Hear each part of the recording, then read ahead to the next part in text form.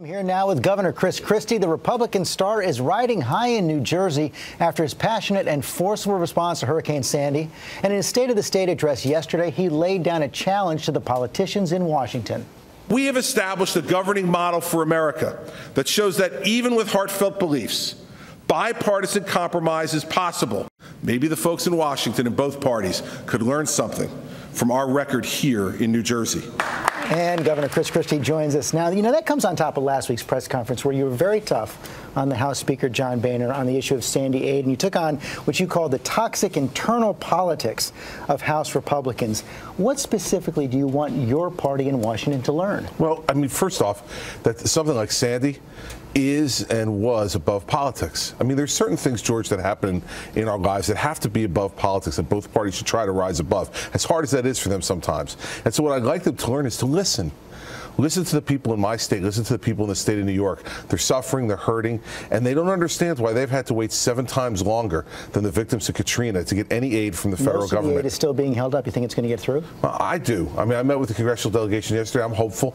But, you know, at the end of the day, it's never done till it's done. You know that. You've been in that town. It's never done till it's done. But I'm going to continue to keep the pressure on. You say you want Washington to listen. And you have a lot in your party, many members of your party now, as the country continues to face this budget crisis coming up, the possibility of default in late February or March. You say maybe the country should go into default, even a partial government shutdown.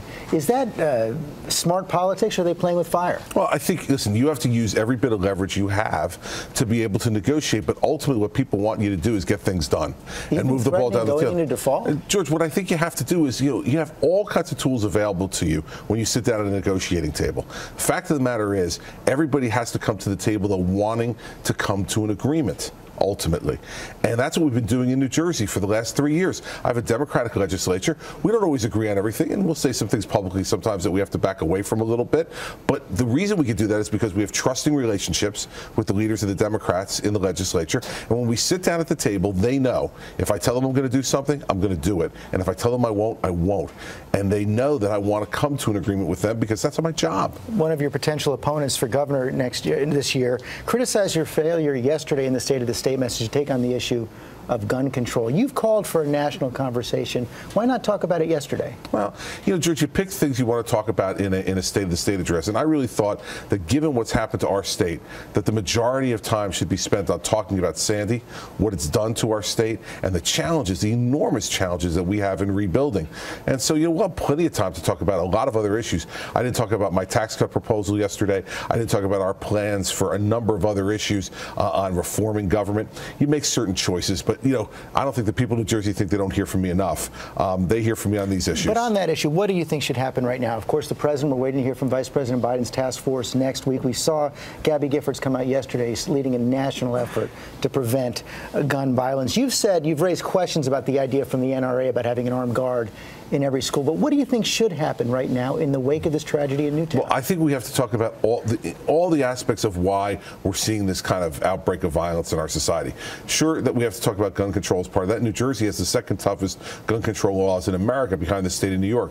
We also have to talk about assault weapons ban. Should the whole country have one? Well, we have one here. Listen, I think that that's got to be part of the entire conversation. But if you stop there, George, you're shortchanging the problem.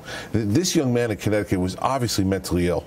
Why wasn't he getting treatment? Everyone's going to be watching you closely over the next 4 years, as you know.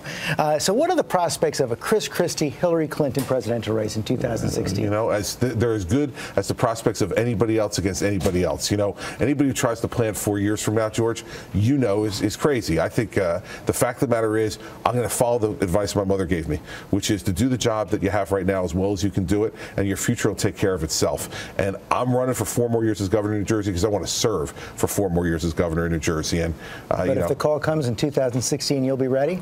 Listen, I will be more ready than I was in 2012 because I will have done my job for longer and hopefully gotten better. But again, that'll be a decision, you know, me and Mary Pat will make if and when the time comes. But what I want to do now is be the governor of New Jersey. As I said, for the last 3 years, I'd like to do it for the next 4. Thanks for coming in this morning. Happy to be here, George. Thanks.